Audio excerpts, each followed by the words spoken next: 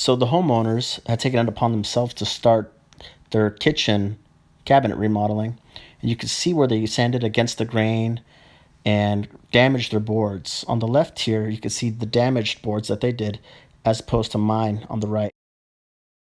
So after correcting some of the sanding mistakes made by the homeowner and finishing the prep work on the cabinets, we're able to start priming these boards.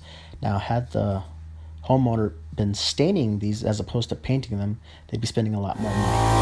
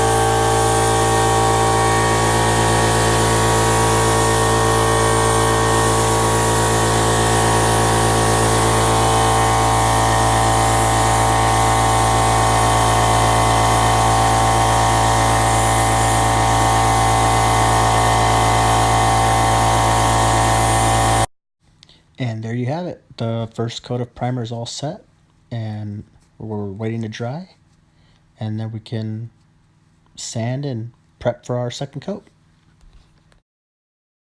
Now, after a simple sanding session, we are ready for our second coat of primer. You can see that the paint atomized perfectly, and it came out great. We're going to sand again with the finer sandpaper and get ready to shoot paint.